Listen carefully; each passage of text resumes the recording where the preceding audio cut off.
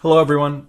So I'm going to be recording a critique for someone who missed the class session, and I will be adding the rest of the critiques that we did, or the recording of the whole class. But unfortunately, the audio sounds like this, so on and so forth. And we'll be critiquing as much as you have. So if you've only done the first week's assignment, that's perfectly fine. It's super choppy. I don't know why it's doing that. Well, I do. I did some research and I think I fixed it. So this should sound normal now. But yeah, I find that if you watch that on like 1.5x or 2x speed, double the speed, you don't hear that like choppiness. At least not as much.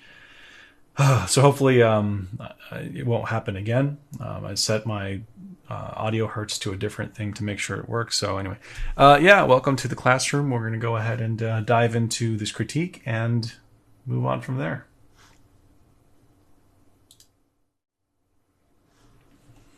So this is Lunu. Okay.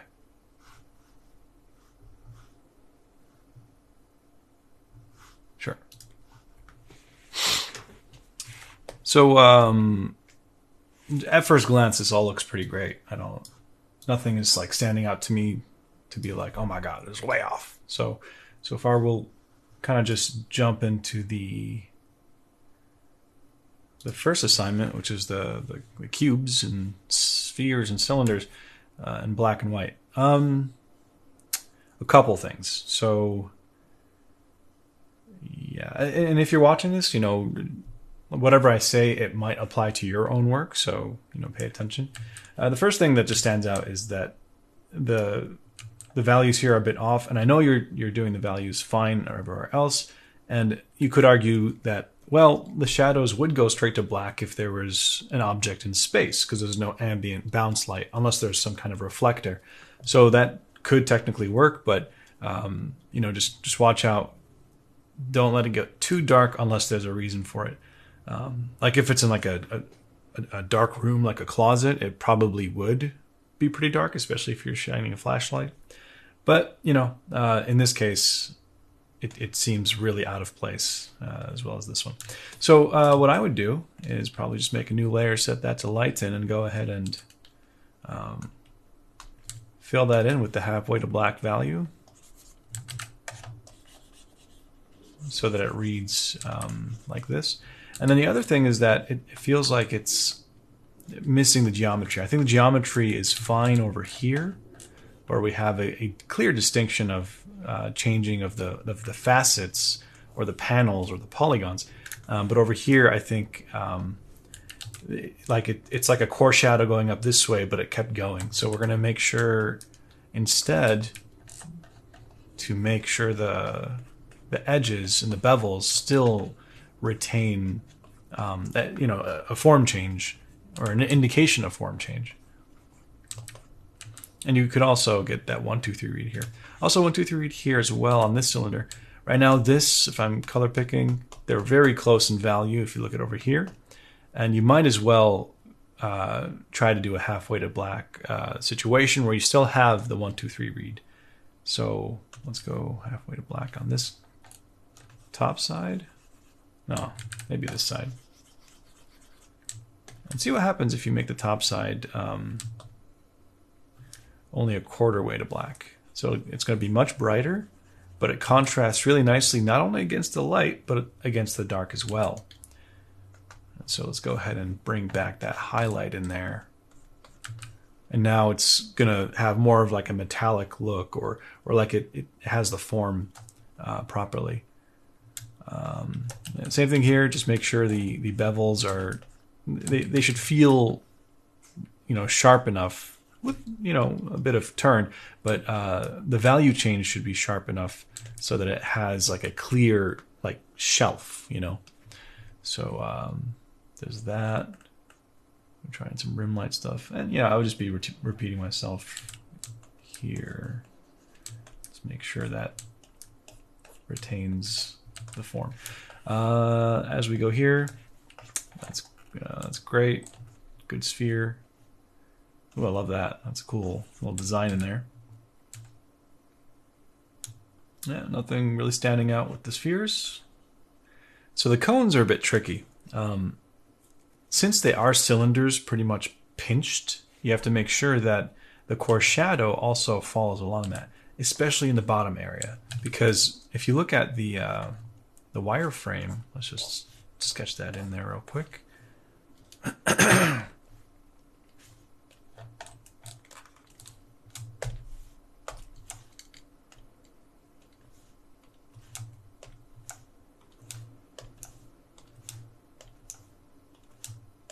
The polygons sort of splay outward as they go towards the bottom, which means if each polygon is represented by this square,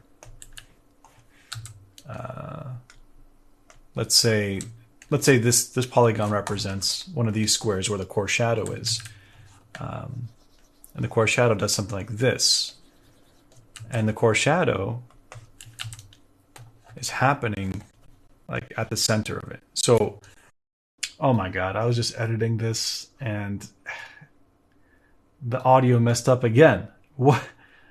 It wasn't doing this at all when I recorded the course. I don't know what's happening. All right, I'm gonna fix this hopefully, and then make sure it's just not happening again. All right, back to the critique. Sorry. I should be able to go to each one of these squares and find that the core shadow not only is at the center, but also faded accordingly, like this. Because what you don't want is suddenly one of these squares having a sharp core shadow that doesn't make sense. And that's what's happening right here. So if we just group that all together, turn it off. Let's actually bring it back.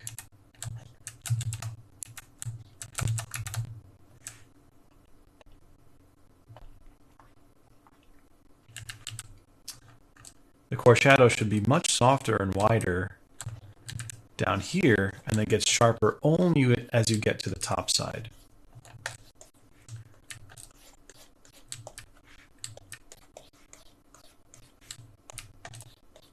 And it can get really sharp as you get there.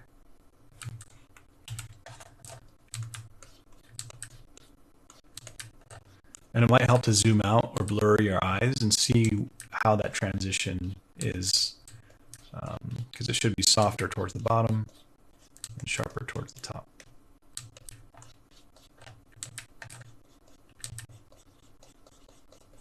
You'll have something closer to that. Same thing with the highlight area. Unless, of course, it's a chrome object, then it would actually not be a highlight, but instead a reflection of the environment and light source. So if the environment itself is really sharp, then the whole way it would be pretty sharp. It would still be stretched as you get to the bottom, because it's like a mirror stretching, but yeah. Anyway, so keep that in mind for those. Yeah, and it looks like you're already doing that pretty well right here. So I just noticed that. So you can do it, just make sure it's consistent with all of them. And you could also get even sharper down to like an infinity as you get to that little point, that little singularity.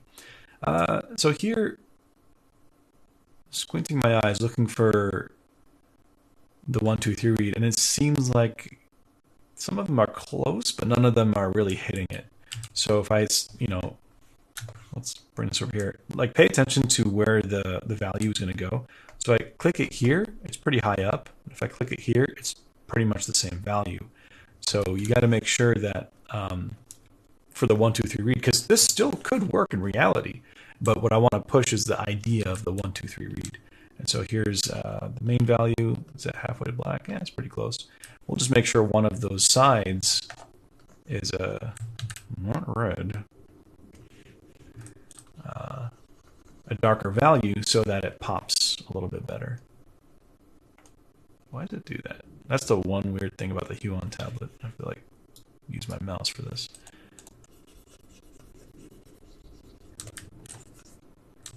I might even add a darker gradient at the top to bring more attention to the borders between the three lands of different values. And same thing here, just make sure the values are a bit better. I see what you're trying to do with this dark gradient, but I think it's too isolated in this small little corner. So I think if you wanted that gradient in there, I'd make it more subtle and more of a softer effect. Like that. And the donuts. They're actually pretty good.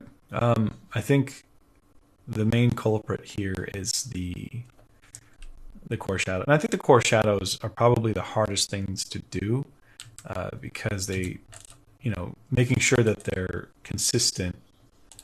I'm going too dark with this, of course, but you don't want them to be like thick and then thin and then thick again. Not that that's really happening too much. Like it's happening a bit here, thin and thick again. But you got to make sure it feels consistent throughout the whole donut. And that'll really help show the form change being a consistent thing throughout. This one's really great. I think you did a great job with that. I might even introduce a stronger little hotspot highlight right there to kind of match what's happening here. Because they're technically both just segments of cylinders, right? So, and they're just kind of put together like that. Let's just get rid of all that. Right, and it's pretty much just cylinders rotating all the way around. So if you can draw and render cylinders well, like up here, you should be able to do the donut just fine. And these look decent. I think this might be an issue with craftsmanship. Make sure you're more careful with the values and squint, blur your eyes, and like see what's happening, because like it's getting a little bit too dark on this side in this area for some reason, and you might be trying to indicate like a highlight there, but I don't think it would make sense there. So be careful with that. And another thing I actually mentioned in some other people's critiques, and it's that any given shape you have, let's make a new layer, polygonal lasso tool, let's bring that up like that. Any given shape that you have, something I learned from school is try to avoid having it as a solid value the whole way through, or a solid color, or a solid texture. You want to gradate from one value to another, or one hue to another, or one texture to another, so that you have a bit of like a variation that kind of adds to the feeling of reality. Because rarely do we have something that's like the same value the whole way through. Like even this, if we probably used like a really high exposure or low exposure camera, you'd probably notice a gradation depending on the angle of the light. So in this case, just do a very subtle thing like that and probably lower the opacity. And now it kind of brings focus up top. And that might be like an illustration cheat that I like to do. That doesn't always happen exactly that much, but yeah. Let's move on to some other stuff. Love these cute. You put a top hat. Love it. You got a tennis ball in there. First thing I'll look at is the colors. And so far, so good on the first med cubes. Very good. As we get to here, and this is actually going to be a critique that you'll see later on in the choppy audio version. If you have fire, right, like a little fire flame, and you want to make it brighter, let's say a common student mistake would be to make the red brighter and keep going until it's brightest. And you might even see this as a style for like some indie games or something. That's fine. But we know that fire starts with red, gets brighter, but it goes to orange, gets brighter, but it goes to yellow, gets brighter, but it goes to even brighter yellow, or like a different saturation of yellow, or different hue of yellow. And there's a certain appeal that happens here because it's maintaining saturation, or a good level of saturation at the higher values, whereas over here it's losing saturation as you go brighter. And this is far more appealing for us. So with the red here, you could leave it at that if you want, because if you have like a red ribbon and you put it in front of a fluorescent light, it's going to just have a white reflection. But as artists, I would suggest trying to use what you can to make sure everything reads nicely. So we're going to make it brighter, but also go up to orange like this. Let's make it more saturated. We're going to make it brighter, but we're going to go up to yellow.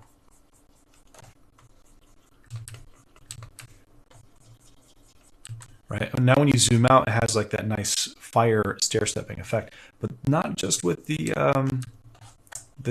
red. We're going to do the same thing with the green. I'm going to just bring that back down to that. And we're going to go brighter, but we're going to go towards yellow. You'll sort of notice the difference pretty quickly. Even with that highlight, it's going to be more yellow. And I guess that's the whole point of the MedCubes assignment. It's to understand that even when you're going brighter, like in the subtle ranges, you could still change the hue for a more interesting effect. Now, granted, this is not smoothed out and soft. It's just to prove the point of color appeal. And you could kind of blend it in and all that. And again, I should, iterate that this doesn't always happen in reality, because if you have one single light source with one temperature, you might end up having just the going straight to white. But as illustrators and painters, this is what I want to encourage.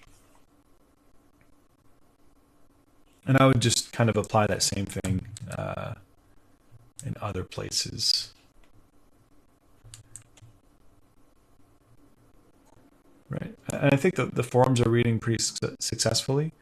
I forgot to mention that this should still feel much wider as a gradient there.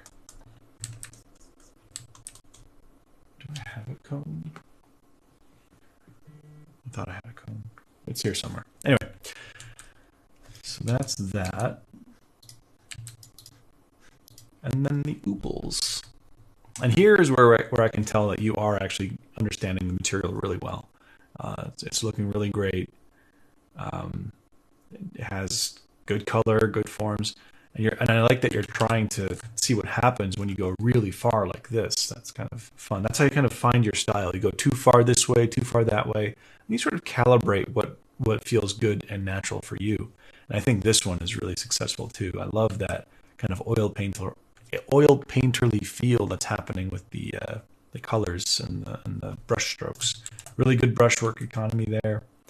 I'm feeling like this one, it's getting a little bit muddy over here on the left, and I'm wondering if it's because of the values. So if we look at the values, this side, all right, stop texting me, people. All right, we're going to go ahead and put that on moon mode. Do not disturb. So we have 1, 2, or 1, 1, 2 read. Because I think this value is really close to that value. I think that's something you could change. So if we made this side brighter, what I'm going to do is just duplicate everything, hit Control L for levels, bring that up, and then use a mask. I'm going to squint and just make that brighter, and then make the top side even brighter too, just to experiment with it, but not too bright on this side. Yeah, I think that's working a little bit better. So if we look at the black and white version, it has a 1, 2, 3 read. Now it doesn't. So just be careful with that. Something here as well, I feel like the spherical quality is kind of missing, like that kind of illusion of form. It's working really well here, but it's kind of getting lost there. And I think it just might be this core shadow just getting too sharp there without any reason. Yeah. But I think this is a great example of the exercise. I really like the sharpness that you kind of pulled off right there. I might do what you were doing here on this one on the left. Like let's bring out that rim light using that blue color. And just see what happens when you do that. One final thing, I might even just make this whole area much brighter. Like that. And then erase out a little bit, just for a bit of appeal. And we'll actually get to color appeal and lighting appeal later on in the course. So I'm not going to talk too much about that. I think the forms on this could be just... Yeah, okay, so that one was just missing like a highlight area. Almost looks like a tomato now. But yeah, overall great work, and I hope we get to catch you next time on Sunday. And here, this is the rest of the part of the recording of the class. Again, sorry for the audio; it's really weird, but hopefully it won't happen again. Also, it didn't record the audio of the people talking and asking questions, even though on on OBS, like it was recording and it was supposed to go to track 2. And when it opened up track 2, there's nothing here. Why? Like track 1's good, but track 2 down here. Come on, Premiere or OBS. So what I'm going to do now is switch over to my desktop. What we'll do this week is start alphabetically, and then the next week we'll do it in reverse, so that we have different order of things, so on and so forth. And we'll be critiquing as much as you have. So if you've only done the first week's assignment, that's perfectly fine. We're going to do critiques. We'll be taking a break, more critiques, and then Q&A. Without further ado, we will start with Aeon work. We're just going to go through this. Oh my God, there's so much, and great work, everyone. By the way, it's so cool to kind of see it all. Yeah, I'm wondering why that was the hardest for a lot of people. I thought it would be pretty straightforward, but it takes a couple tries to get it. All right, so there's a couple things I'll talk about on this. Here, there's a lot to work with. I think the key thing that's standing out to me is while the colors are like, they're like right, they feel like they could be pushed in some areas and pulled back in some other areas, but we'll kind of get to that. And great job on this. This is I think overall the values are feeling pretty good, but the thing that I want to talk about is the gradients on the donuts. That's probably going to be helpful for others. Oh, is that supposed to be like a glazed donut? Nice. All right, so we'll get to those in a second. Over here, regarding the values, I think you've done a pretty good job where you have the 1, 2, 3 read. But as I go this way onto these, this one feels like it's got the 1, 2, 3 read, but you can push it a little bit more. Because when I squint my eyes, and this is kind of the test that you can do, I feel like this whole area kind of blends together. It's kind of close in value right there, which is fine. But in terms of getting that 1, 2, 3 read, just make sure that you got that halfway to black going. And so it's going to be pretty close to what you already have. But me personally, as a painter, as somebody who makes illustrative decisions, I might even go darker just to push that 1, 2, 3 read and go a little bit darker on that too, so that the ratios feel stronger when you zoom out. And if I move them, yeah, they're still there, but bringing it back really punches that contrast. So, if you can get that to read nicely here, later on when you get to doing portraits, you'll know why certain areas are missing contrast. So that's why we're going really heavy on the foundations here. And I don't know if this was intentional, but we have a 1, 2, 2 read where these two values feel a bit similar. So I'd be careful with that, unless that was your intention.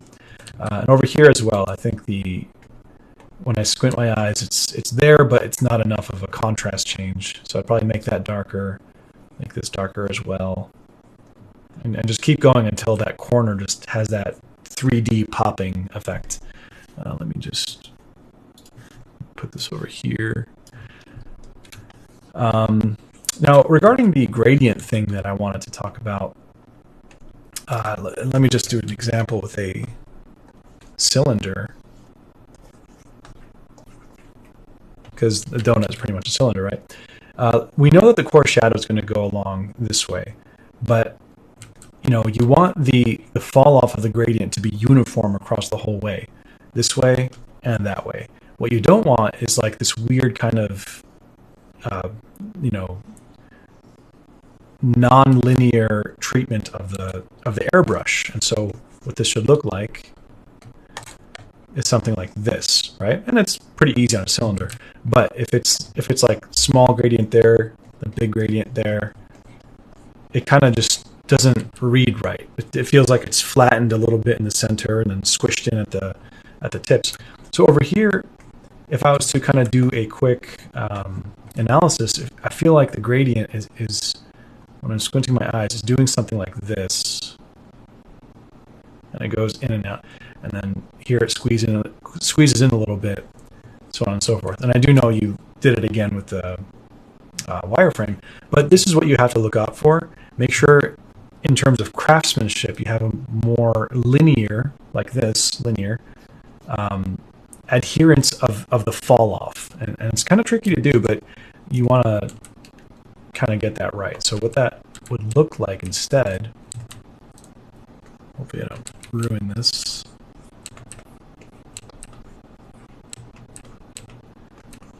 You get a much cleaner distribution of the gradient, and you can kind of get a nice C curve in there too to emphasize that. And you go a little bit darker if you want, right? And so now when we zoom out, it has a more cleaner transition. Let me turn off the layer to compare. It's a bit wobbly, right? So that's something to look out for. Might even go a little bit darker. And developing craftsmanship for that is going to just be, repetition and looking for it over and over again.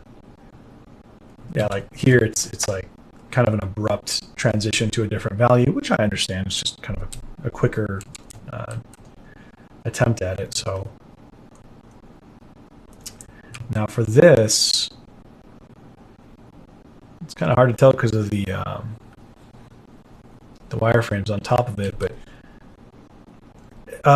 what you could try to do to help get the forms to read a little bit better is isolate the highlights. So I'm going to make a new layer, set that to darken. I'm going to grab a darker color and just fill it in real quick like this. And then ask myself which small polygons are actually facing the light. It's going to be this little strip here and a little strip right there. And then on that layer, I'm just going to erase in those little spots with the airbrush like that. Now, obviously, we don't want it that dark, but that's sort of like the, I guess, 1, 2, 3 version of handling a donut. So I'm going to reduce the value or the opacity on that. But now the form reads really well, very clearly. Let me turn it off to show the comparison. It's there, but it's not as obvious. So try to be more, I guess, controlling of those value groups on something like that. Could even go brighter, but yeah. Spheres are good. Regarding the blending, for that sort of painterly look, I think it might be a little bit much on some of these. Like this one, it looks like it's moving really fast, which is fine, but I would probably only limit that to to a couple areas. Like, for example, since we don't have any smudges on this, the way I would handle it is say, well, that's a really important highlight, and this kind of 1, 2, 3 contrast is pretty important there. So I'm going to leave those areas alone. But if I am going to blend it, I'm probably going to do it in these areas and not too strongly. So just very subtle blending like that. Maybe something like this. Right. Now, for me, that's just a personal taste kind of thing. If you do want to use bigger smudges like that for style, that's fine. Just keep in mind that it's going to make it look like it's moving. So I would just be careful with that. Now let's move on to the color ones. Yeah, what's cool about this assignment is that it sort of forces you to realize the truth about color, and that's, color is always influenced by the light. Now, granted, this is not a super accurate, 3D engine for calculating color. It's more of a painterly approach of what I've used to make things work in my paintings, and it seems to be reading really well here. Yeah, I wouldn't really say much. I might suggest experimenting with some bounce light and some more shadows. Let me right click. Yes. Let me pull it up into Photoshop. We shall figure this out once and for all. So here's orange. Let's just draw an orange cube. Best cube of the year right here. So if we go halfway to black and then ask ourselves, we want to go cooler. Some say red. I always forget, is red cool or is orange or is yellow cool? Because to me, red is closer towards the blues and the magentas, and yellow and green are warmer than the blues and the magentas. So from here, as we go towards the blues and the magentas, I see that as cooler. But I've also heard people say that yellow is cooler. But for me, when I think of yellow, I think of the sun, fire, things that are glowing like incandescent light bulbs, whereas cooler is like a sunset, which is technically warm because of the sun, but I don't know. So for me, I don't know. Let's just try it. So halfway black, shift down to red, and let's try that again, but with yellow. So halfway to black, we go up.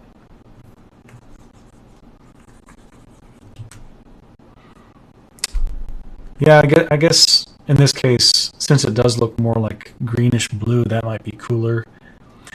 I guess my answer is it doesn't matter. The point of it is to understand the shift and what different lights do, because you could light this in such a way on this side where it's going to look gray depending on what light color you shine onto it, whether you shine a red light or a green light.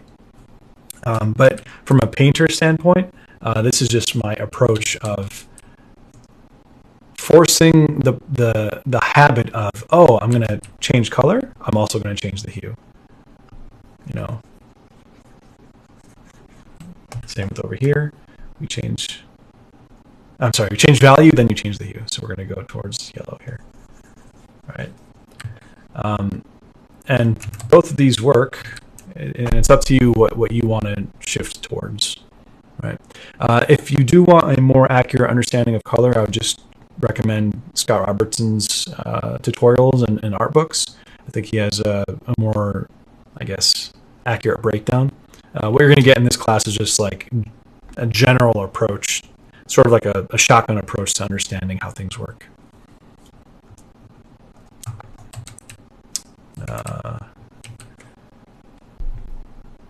So having said that, a lot of these work. Let's see how it looks like in black and white. Okay, yeah, as I suspected. I'm not sure what happened here. Did you shift the color? This looks like it's the same value, but it actually is going down in value. Interesting. But visually, it looks like it's the same value. See, now that's technically accurate because you went 25% darker. But what I would do is make sure the 1, 2, 3 read there is still there. So I'm going to go even darker and push it to force that 1, 2, 3 read. Because me as an artist, I'm an illustrator. I want things to read really well. And so I'm going to forego the accuracy and just see what happens. And so I recommend having that mindset as a trial. Maybe you do want more accurate things, but that's what I would suggest. But overall, everything else seems good. I don't really have much to add. It looks like anything that I might say, you'll just end up learning as you go anyway. So I love these high key color ones. That's really fun. But let's go back to this. Man, crazy perspective over here. This is what we can kind of talk about a little bit, and we'll give you 4 more minutes on this quick. We have to move on. Okay. Yeah, I mean, the perspective looks pretty good here, but over here, it's, I don't know if that was intentional or whatever, but, you know, make sure, I haven't taught a perspective class yet, but I might do an environment course, and I'll include a perspective demo. But yeah, if I could just recommend, it's just like make sure everything's going to a vanishing point down here. So that would make all of these kind of like that. One trick I can share for perspective, by the way, is that let's say you have an object over here and you want to do a cube, right? So it's going off somewhere. Maybe we have the top angle of it and the bottom line of it, but we want to put windows or something. And you could kind of go all the way out and like figure out exactly where that vanishing point is, or you think of it differently in a more graphic way. If we have a windshield wiper, you can kind of interpolate where the middle ones are going to go. Like they kind of fan out and they all meet in the center, right? So if you can get really good at figuring out what these angles are going to be within that, because it's going to average to a specific angle, when it comes to drawing things in perspective, you can even forego the vanishing point and just think of it as, oh, I got to make sure that this line looks like it's a interpolation of this line over here. So you're just instead thinking of it as a more graphic design thing rather than accurate perspective. I'll get more into that in the next course. But yeah, so having said that, colors look good. I think, are you intending to make that look like it's glowing from the inside, or? Okay, yeah. I would just make sure it, you know, to maintain that 1, 2, 3 read for now. Because now what's happening is this value here is not competing, but it's, this value belongs in this value group, not here. Like if you're going to have a shift in value in the shadow side and you want that area to be brighter, instead of making the area brighter, you make things around it darker. So it isolates that spot to be brighter, right? That way we're maintaining that value group and saying nothing too bright is allowed in here. And that'll help you avoid muddy colors and muddy values, so on and so forth.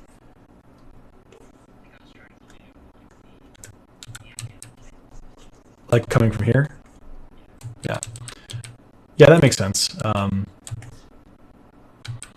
would I do that?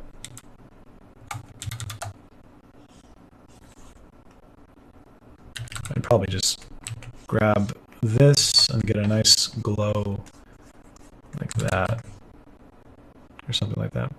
I'm not the best when it comes to like hard surface rendering, but I know just enough of the basics to make it look like it works. But yeah, overall, pretty good. And then this, oh, love it. Slight perspective issues here and there, but I think that's something you can work on later.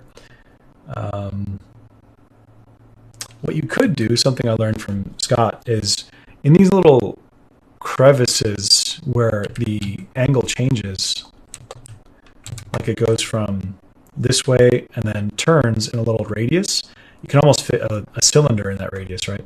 And if you have a cylinder, there's going to be a highlight here on that core, right? You can sort of indicate the negative space of that, well, cylinder, and grab that green light, and you just put a nice little beveled highlight in there as though it's pointing upward, and then maybe soften it a bit. And it kind of adds a bit more of that 3D dimension situation. So it's a subtle thing, doesn't matter too much.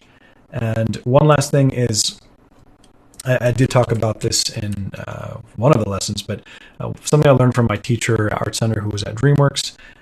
Any given shape that you have in your painting, your composition, your illustration, you want to avoid having it solid the whole way through. What you want to do is introduce a gradient of either hue or value. So in this case, if I select this, it's all in the same spot when I look at the color. But what I would do instead, let's just grab that, copy it, a lot of transparency. And this is going to help make things look a little bit more realistic, is just shift the value a little bit and watch what happens. Let's go from the bottom up. When you zoom out, it has a nice little subtle effect of reality. And you can either do it with value like I did there. Oh, that's not what I wanted to do. Either value or a bit of hue shift, right? And it has a nice kind of ambient effect, I guess, rather than having it uniform. Aside from that, some great work, man.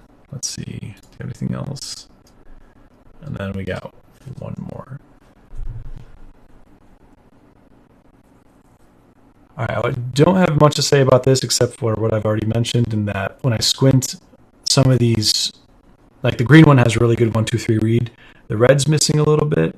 The purple is, you could push that more. And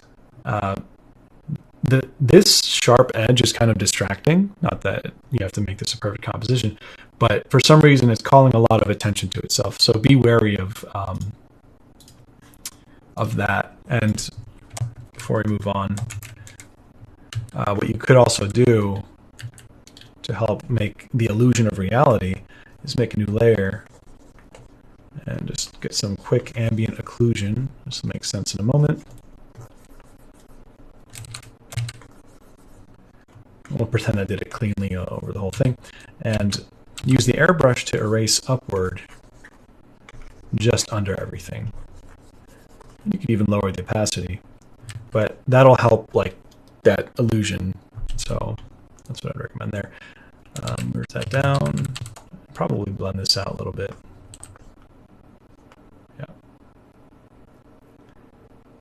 The colors feel like they're getting a little bit muddy here towards gray.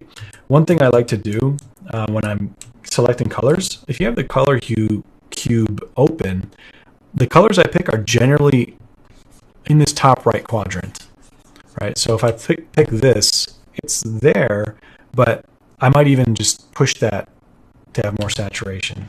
So for me, this is a more appealing color than that. I might even make it darker. Yeah, so now it has a bit more saturation, and I'm staying further up in the top right quadrant. Having said that, any questions?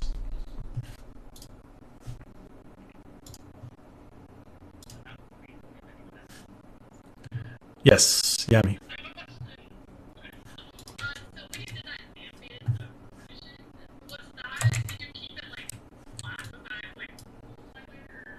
Yeah, it was just black. Yeah. Yeah. Mm-hmm.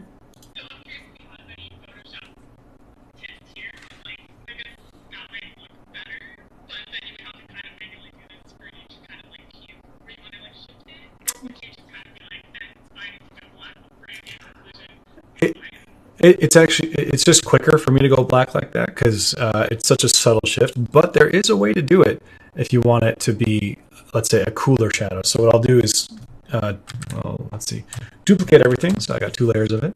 Gonna make this layer much darker using levels. Pull that down to pretty dark, and I'll change the colors here, the color balance. So if you press Control B, you can make this cooler. I'll just make everything in the shadows and in the midtones cooler. And then you use that for the ambient occlusion using a mask. And it's a very subtle change, which is why I don't always do that. But yeah, it'll maintain the color relationship. So yeah.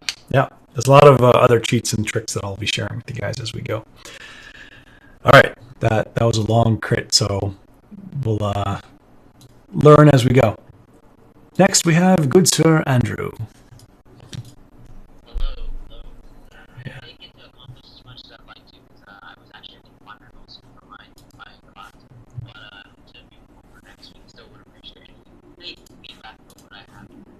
No, yeah, it's a great start. Great start. Um, some still lifes. Cool, cool.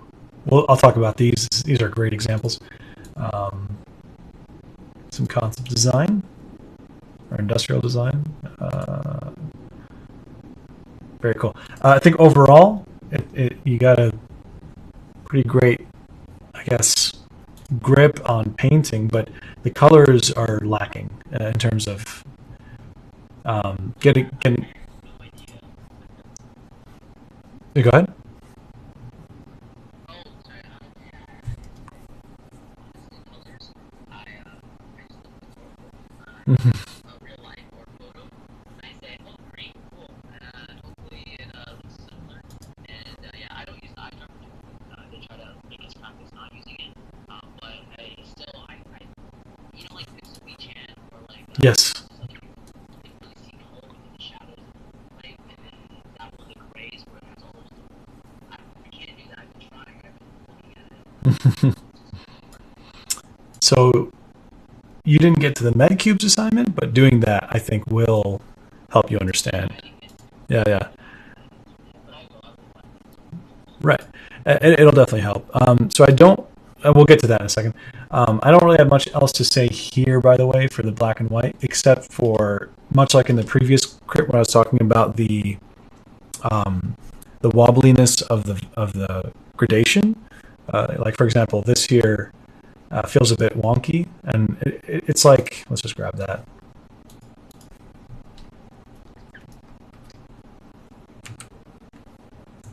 Like they all feel realistic, which is good. You know, it has the illusion of reality, but it feels like we have segmentedness happening, right? I think there could be a smoother transition here.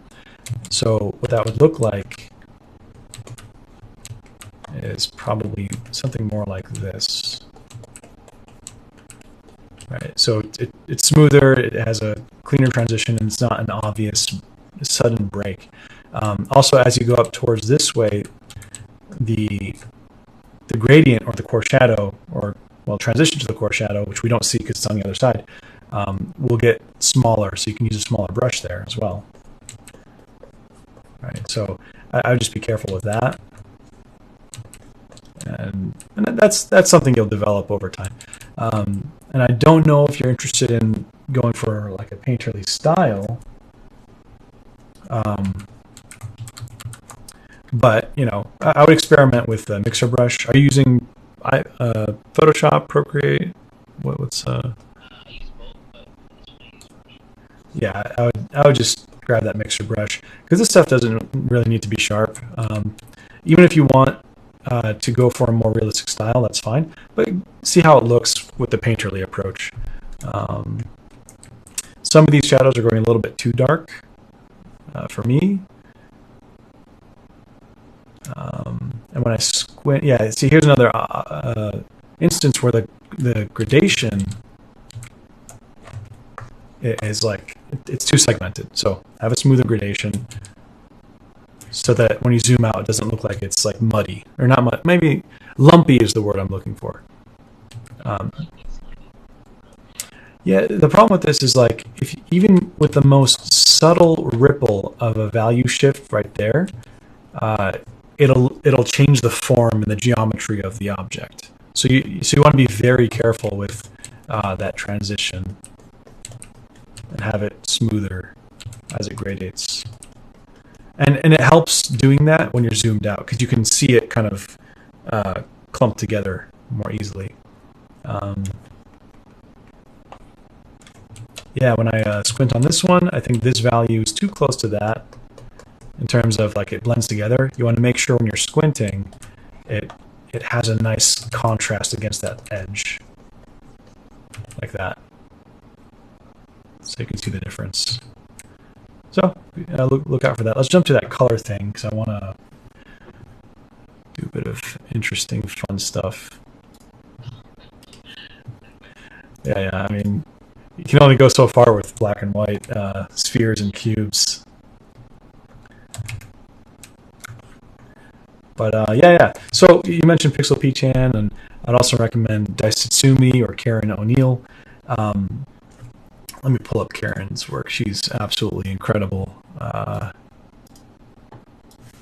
So her fruits are, I think I shared this in the fruit assignment, so once you get to that, you'll see it.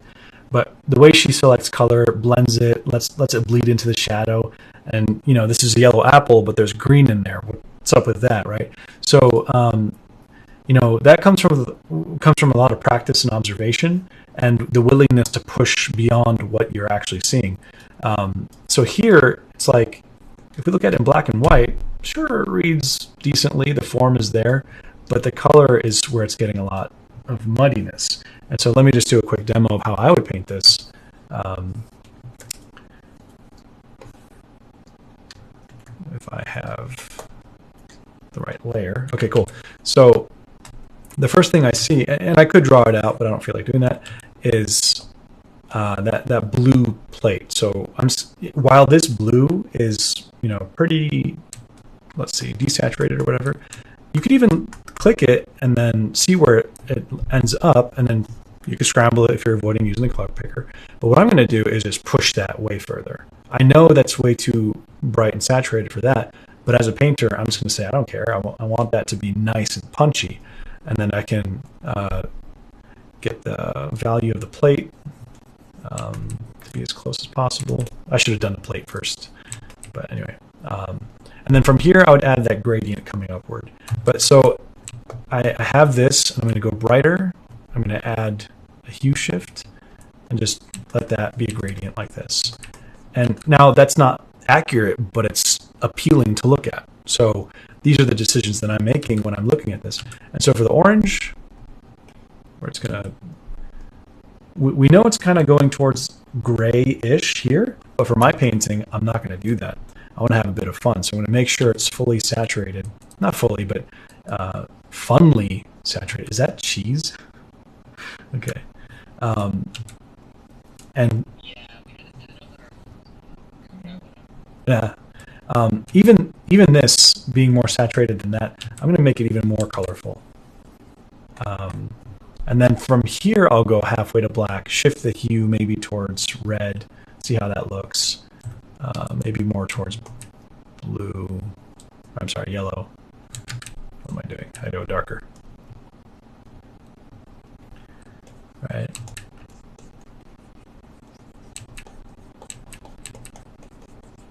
So if it's reading well here as the illusion of form and color, then it'll kind of transfer over effectively later on. So I'm going to make sure that shadows like this.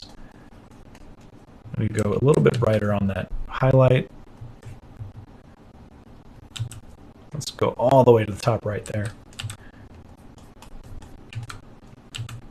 And now we have, and it's a back and forth a lot with me. So I notice that it has more red in that shadow here. So I'm going to grab that airbrush, and while it's like a desaturated red, I'm going to go more towards saturation in mine,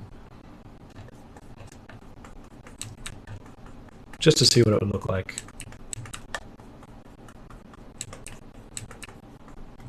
Maybe you can go darker. Oh, that's way too dark.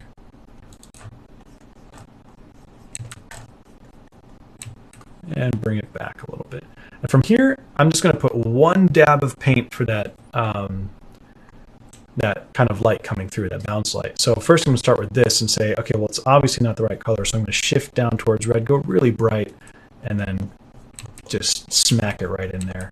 And now we have that kind of illusion of form with color, and there's no muddiness in there. Because if you select all throughout here, none of that is going towards this side of the color cube, right? So we're sticking within the right side and the quadrant over here. It should be probably a darker core shadow, like that.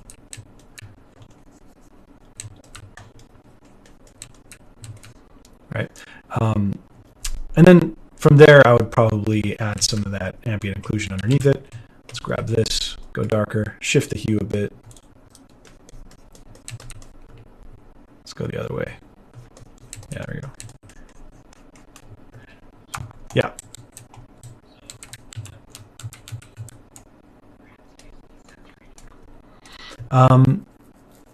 Really, it's up to you. If there's a couple of answers. If you're trying to be accurate to the reference, and if it's desaturated, you would do that. That's one.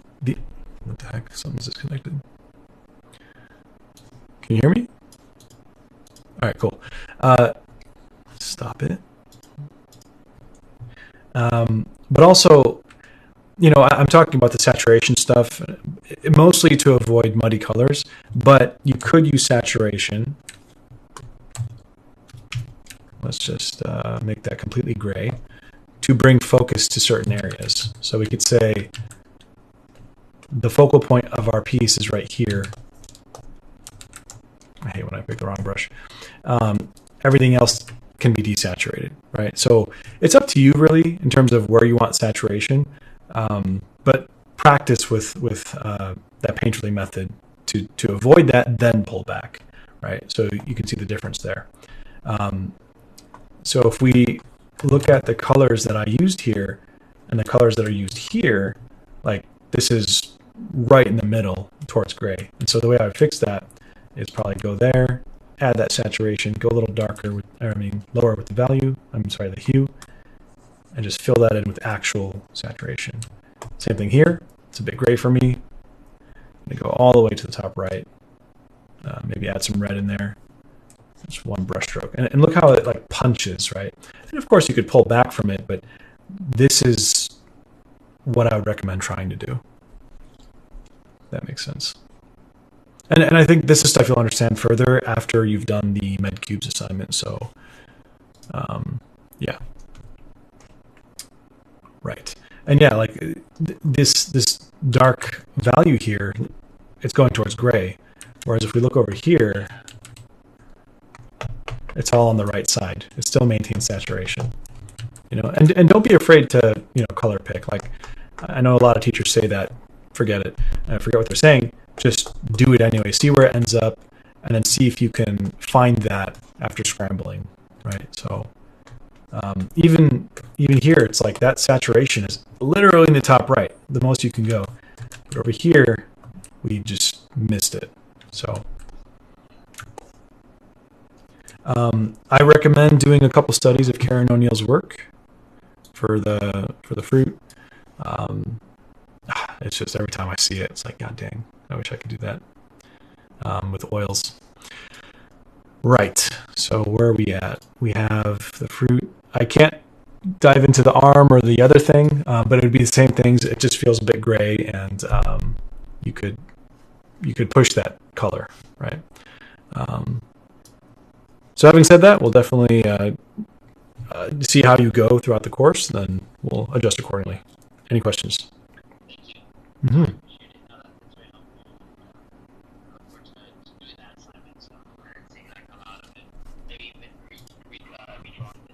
Sure. Yeah. Awesome. Great work, man. And as we go down, we have Chris. By the way, when I was teaching over at Art Center, they had me do classes that were like 5 hours long, and man, I don't know. So with us, I'm going to try to make sure we're concise and everyone gets what they need. If it takes 5 hours, then so be it. But hopefully it doesn't, so that you can get some sleep. So yeah, we have Chris. Where is the dang thing? How do I? Oh, right. The default camera keeps going to Aeon, so you're always going to be in the top right corner unless I do that. Oh, yeah, that does work. Cool.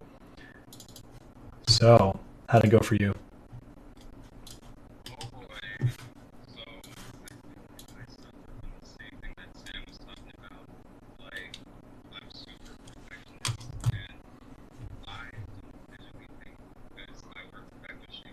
Oh, I can see that.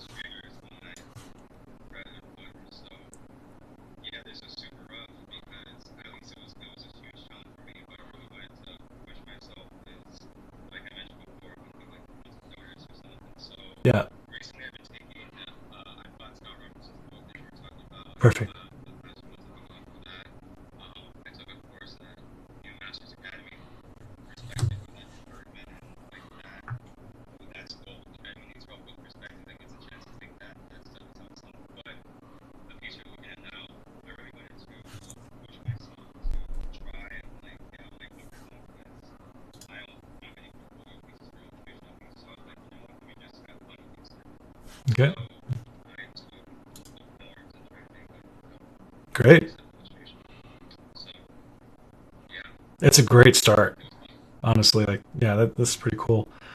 Later on, we could talk about composition, how to compose a piece if we um, go further with that. It's a pretty good shot. It's on the thirds. Everything's framing that uh, robot, if you will. So we can get to that later. But dude, these look like they're 3D renders, man. Like I don't know what to say. Um, I agree. that's The donuts killed me, yo. Like all we those things, if my inner self is crying. So we did those donuts were wrong. But we talked about. You nailed it. Although some of them, let me just pull it up. yeah, I do have to say, I know you're not supposed to point out negative critique or negative stuff about yourself while critiquing, but I feel like the values might be too critique. But that, I mean, you saw me. Who said that you're not supposed to point out the self critique? It's totally fine to do that. Um, when I squint, I mean, it has the 1, 2, 3 read on the objects. That's great. Let me just check something real quick.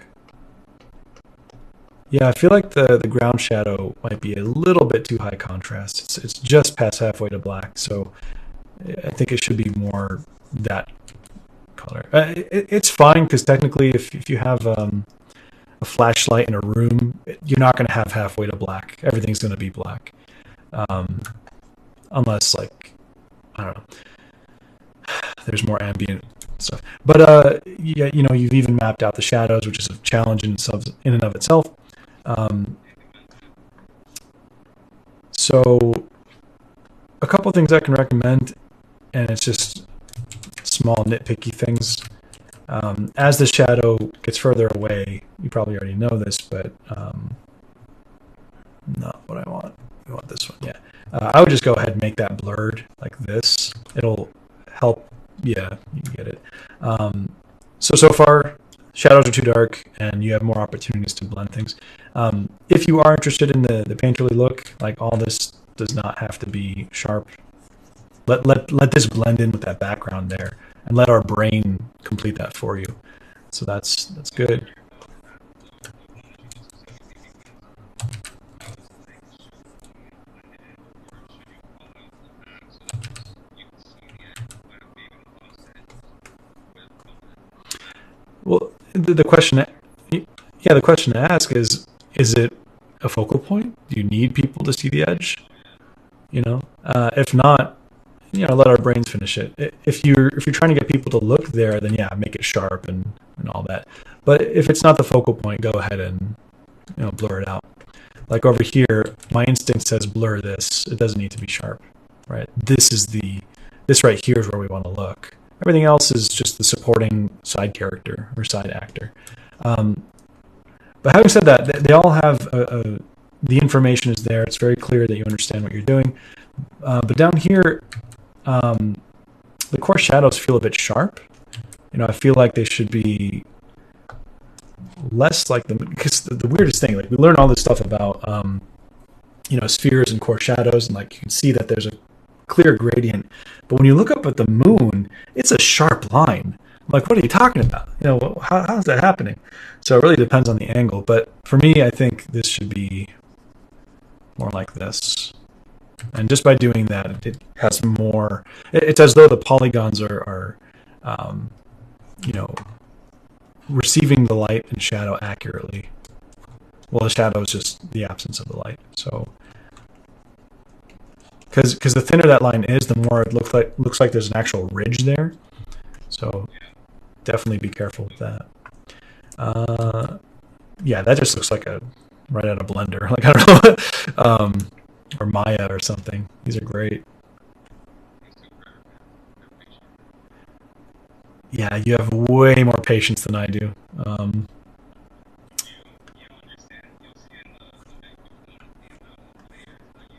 oh no, I think this should also be softer.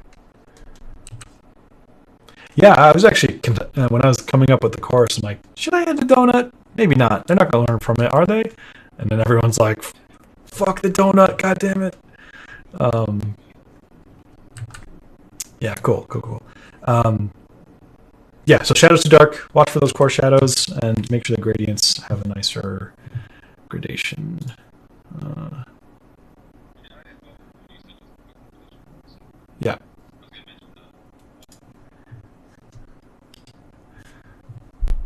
like these. Dear Lord, like what? You have multiple lights or something? Oh, right, because each light is going to be casting.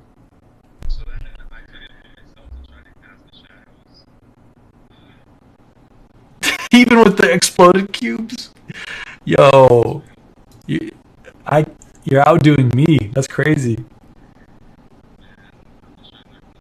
But yeah, Scott Robertson, right? So what did you learn when you did this? Like any like key thoughts or anything?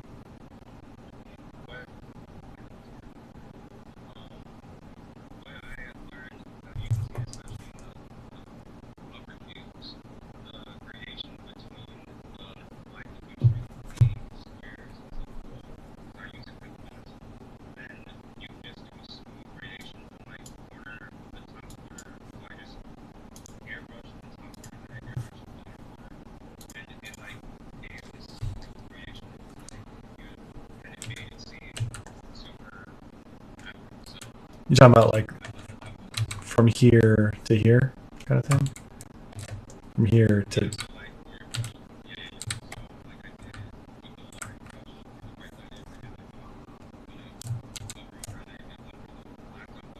yeah, yeah, yeah. I agree. Uh, so I mean, you clearly have the technical know-how to get things looking right and accurate, even casting shadows. But let's talk about what I can help with, and that's pushing these. So, uh, I, you know, regarding blending and the painterly look, that's up to you. So I'm not going to talk about that. But regarding appeal, so there's a thing in comic books where there used to be there was a book that was popular back when I was younger, How to Draw the Marvel Way, and there's something they talk about where if you draw somebody punching, you don't draw the fist contact in the head, right?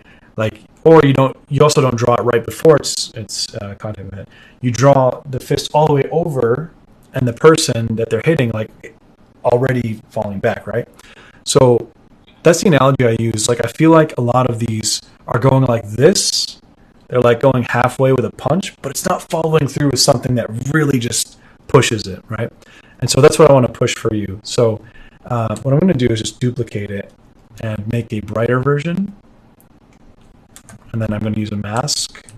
And in certain areas, I just want to like bring that punch home. So um, like right here. Nope. Let's get that airbrush. And then tone it down a little bit, right? So just by doing that, it's featuring a part of the cube to say, hey, everybody, look here, right? Because you've done all this beautiful work to set it up. Might as well put a little focal point on everything. So this is the same. Yeah, I'll do it again. So I copied everything. I used to call this the 1-2 punch. So I have two versions of it, right? Uh, Control L or curves if you know how to use curves. And for levels, I'm just going to make this brighter. Just grab this and move it over. If you want, you can also shift the color balance here. So bringing this up, adding a bit of warmth in the highlights like this. That's maybe a bit overboard. And you hold Alt, click the mask button down here in the bottom right, and then just paint using white. And I'll just reveal it out, right? And so when you zoom out, it now feels like a bit more significant than if we turn it off. Like here, it looks like it's a first pass render from Blender or something. now an artist went in there and made a decision, right? So that's what we're going to be talking about a lot. But I take it a little bit further because it's, your gradient technique, that's great, but you can push it a little further. So the areas that I would say, hey, let's look here. There's this, but also right here. And the reason I would do that is because now we have, and I'll talk about this more in shape design and composition. If you have a given composition and you have a focal point and it's bright, cool, we have a focal point, we're looking there, but that's all we're looking. But if you add a second thing, now we're ping-ponging back and forth. Now we could say, oh, that's bright too. Now we have dynamic movement. And now we have a third point. Now we can create a rhythm where you kind of start here, go there, and then loop back around. So what I'm going to do is say, we're going to start here, go there. Oh, sorry, that's not the right layer. Here, there, and then maybe there to kind of bring us all the way back around. And so we already did that one. We're just going to do this. We're going to erase out with the airbrush. And already it's just like, yeah, it's much better. Same thing here, but each one has its own strength, so you don't want them to be equal in terms of how bright they are. But a very subtle play on spicing things up, right? So imagine doing that on all of these, especially this one right here. I would love to see the tops of these way brighter, like this.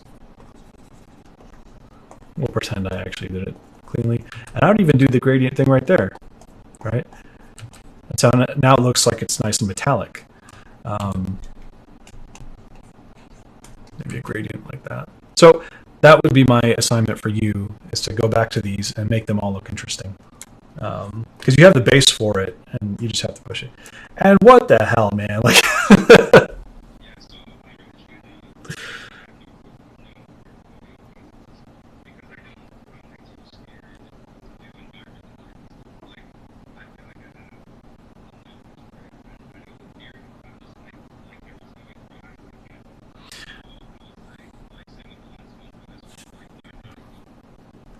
yeah.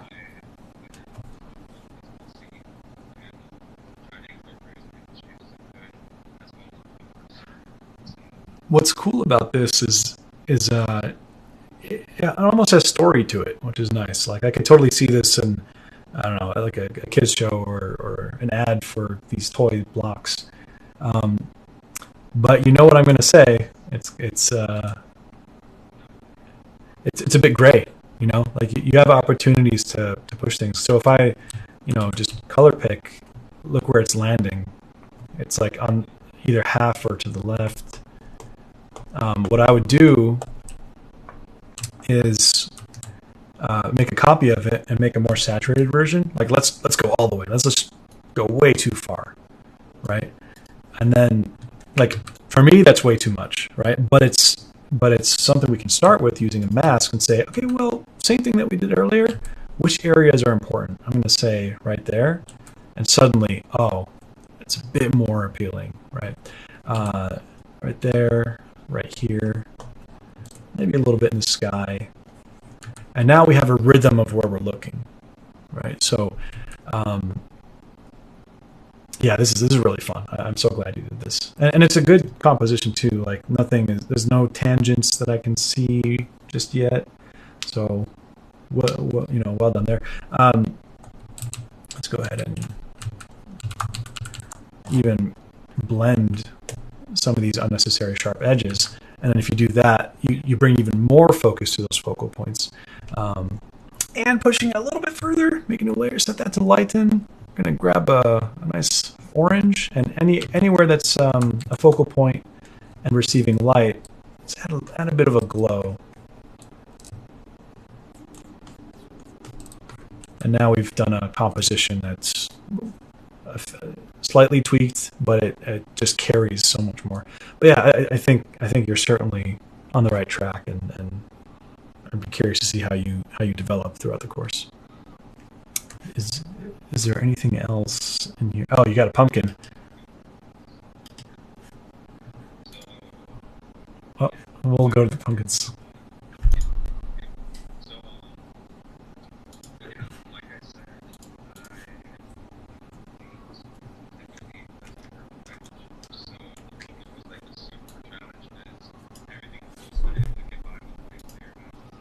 Mm. Yeah,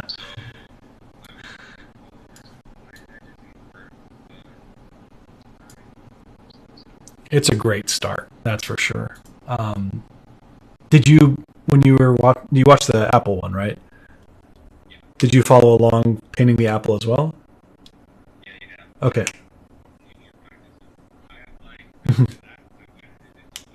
Oh, you did.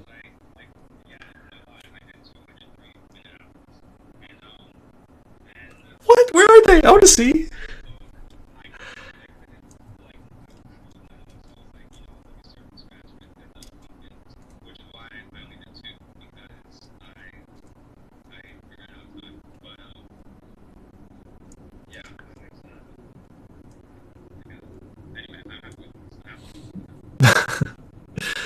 Well, I'd be curious to see the apples. But you don't have to show them. But yeah, keep going. You know, that's the right mindset. It's like I'm going to do 200. You know, see what happens. Um, so with these, like, yeah, they're definitely a great start. One thing I can say is, you know, I don't have the reference here, but let me just flip that. You know, the values they're not doing the halfway to black thing. They're a little bit too dark, right? So so you can fix that pretty easily by just selecting this, going halfway to black, adding some saturation and hue shift. I'm going to set this to lighten and fill that in with brushwork like this, and then zoom out and see how it looks. And already it just feels a bit more appealing. Um, and you know, if you want to be more accurate, you can certainly tone it down, lower the opacity. But uh, you'd be surprised. Like you know, in this area up here, we can call that the value group of high value, so lights.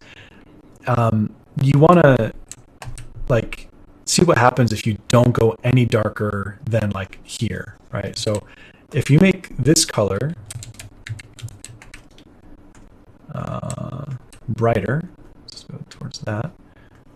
It actually still holds the contrast that you need. It doesn't need to be that dark, right? So this to me feels a bit more realistic, or at least conveys that sense of realism better than if you were to go too dark with that. So I would say, you know, judging by the shadows that were cast on the gray ones as well, don't go so dark with the cast shadows, or I'm sorry, the shadow side of things. Um, there's there's a specific thing I didn't talk about in the course really, but if you look at the classic Charles Bargue plates, so Charles Bargue was an artist. Yeah, he studied under Jerome, so you know he knows his stuff. Um, but if you do studies of, let's say, like something like, I wish they had bigger versions of it. Yeah, you'll notice that the shadows don't go too dark, and you communicate a lot of the form mostly at the core. So, um, you know, you go straight to black with this, but if you can get it to read right at the core shadow as it transitions to the highlight, that's where the magic happens. And so that's why this area is really important. Um, but yeah, I'd say keep going with that. Perhaps even do some studies of Karen. Uh, yeah. Hmm. Yeah. And, you know, just break it down by the brush stroke. Like it's one big red stroke, then smaller strokes transitioning to different colors, and it's all layered on top of each other. So there's a lot to learn here. We'll see where you are by the end of the 10 weeks. So, and I don't think we have time to dive into this, but if you want to tell me about it real quick.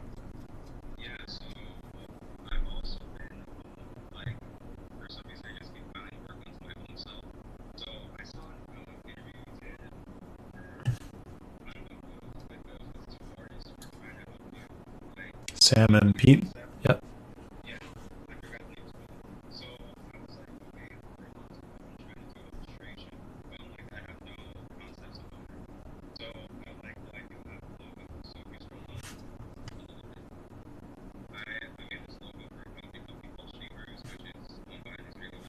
Mm. Hmm.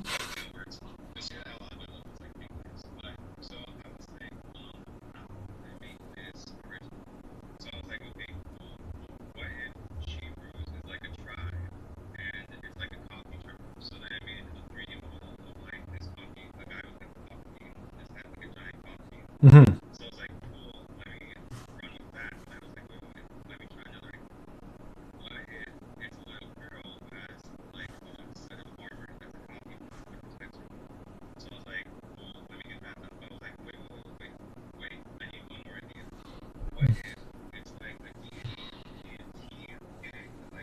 Okay. Yeah.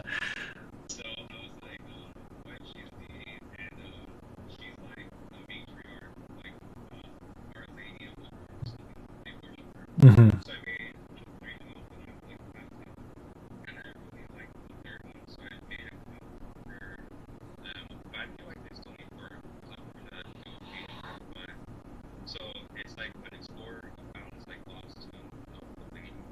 Mm.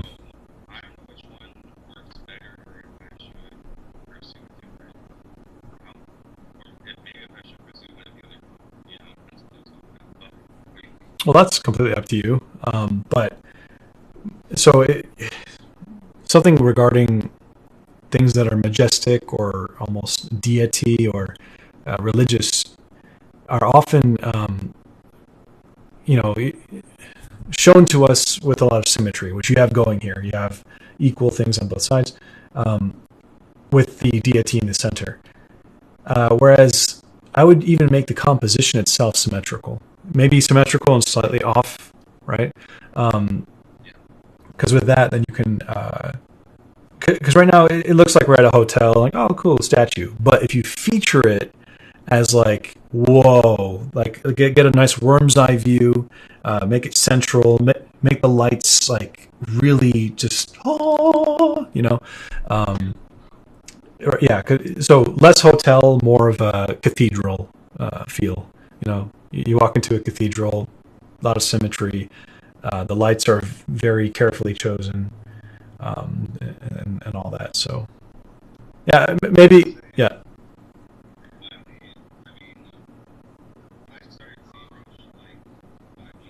Hmm.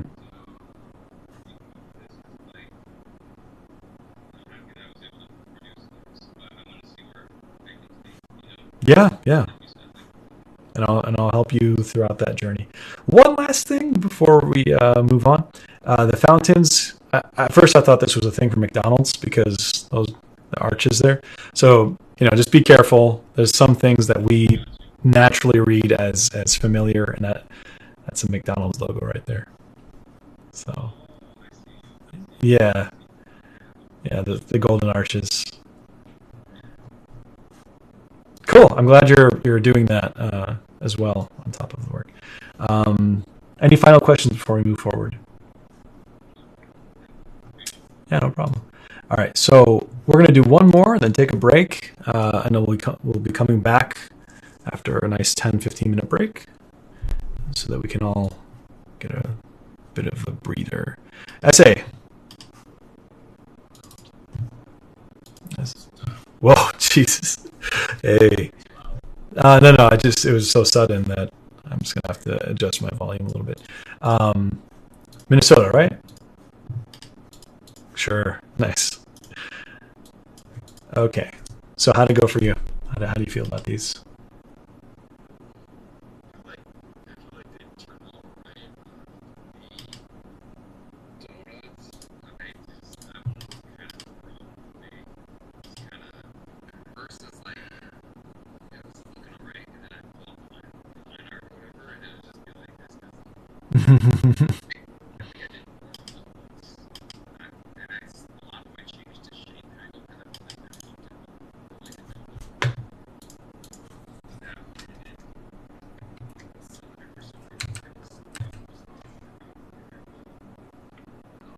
There's a couple of things I can help with there. But they look great, by the way. I mean, it's nothing that's standing out to me like, oh, you got to start over or anything like that. Um, so this is the same thing, just a different background, right? Gray. Yeah. Uh, the thing with white is it's really high contrast, so it'd be hard to see subtlety in here. Whereas with the gray, it helps us, read it a little bit better. Yeah. So I like that they're arranged in a clean way. Uh, and some things that I'll be repeating from previous critiques is that the transition between the values does feel a little bit wobbly in some spots, so it's a matter of craftsmanship. Whoop. Trying to hit Control Z here.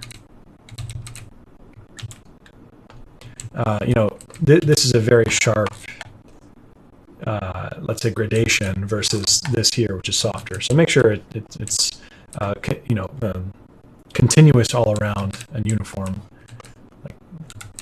It's probably going to be more like that all around. Right? So there's that.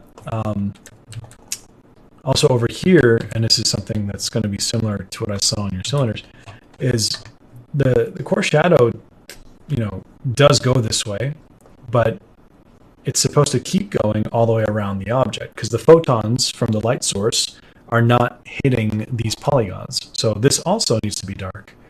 So what that would look like is, let's make a new layer, set that to darken, as it should kind of continue on that way.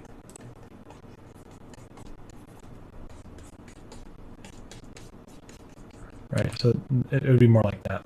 Another way you can do that is if you just fill that all in, and you just take the eraser and you just click it like once. Well, that's not the eraser. You can do it with a mouse. Just click like that, maybe twice, and it'll have a more smooth gradation all around. Regarding these, they're all pretty good, but the ones that stand out to me is that lumpiness here. Like, you try to have a smoother gradation, like that. It's just a cleaner look that I would recommend going for.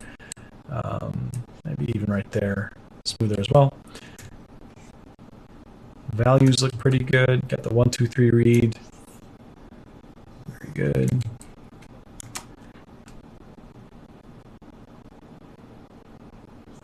Right, the cone is a bit tricky. The thing with the cone is that the very nature of the polygons on the cone is that they're getting smaller and smaller as you go up. So that means the core shadow is going to be bigger at the bottom and then get smaller at the top. So what you could do is literally just take a gradient on its own layer, and what it should look like is as if you've taken the top two parts and squished it together like this, and then have a more cleaner gradation, but you gotta stretch it out. Anyway, so it should be more uniform, wider here. And by uniform, I mean like just smoother. And then, yeah, so make sure it's wider at the bottom and more of a gradation. Sorry if you can hear the honking outside. Regarding the donuts, so I feel like you're on a great start. The only thing that's feeling a bit off is where these highlights are placed. So if we look at the wireframe of the donut, this one's placed in a good spot. But if you're to look at this as a cylinder, like that, the highlight is only on these polygons, right? So over here, if the light source is like right there, and you look at the polygons of the wireframe, only the ones facing the light should be receiving that highlight. And this highlight is implying that the light is over here because these polygons are facing that way. Whereas it should be probably right there because this is facing upward. So what that would look like instead there's a highlight here, and this should be dark. And just by doing that, it feels a bit more correct. I think the rest are doing that a little bit better, but yeah, I don't think it's in the right spot here. It should probably be over here, because this is the shadow. Oops. Why is it doing that? There we go. Right. So the highlight is not. You won't find that highlight reflection in the shadow over here. It's always going to be in the light area, unless of course there's another light source over here causing a nice little reflection like that. Regarding the cylinders, they seem to be off to a good start, but you might as well let the top side be a uniform value. Like, it doesn't need all that lumpiness and stuff. And I know in the lesson I mentioned to make it darker next to the highlight, and what I'll do is that same thing, but have a smoother gradation of it like this, so it's a bit cleaner. But over here, if we just select this area, we want that core shadow to be uniform, even clipping outward like this. Because before, it's as though the core shadow is like in the right spot where it should be, but as we go up here, it kind of just turns. It's turning in this weird spot. So make sure it's like clipping out. Like you did it right over here. That's good. So just be careful with that. And yeah, you just want that 1, 2, 3 read. Oops.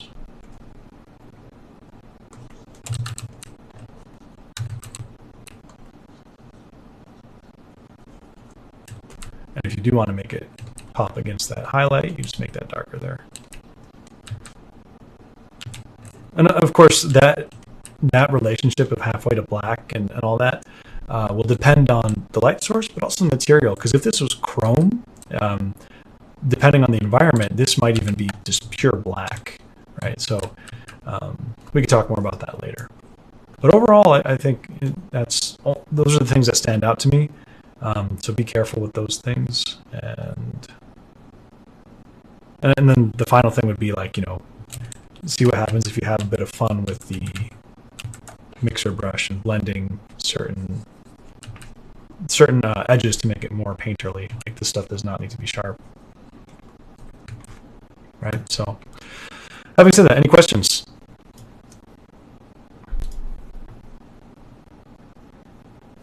Okay.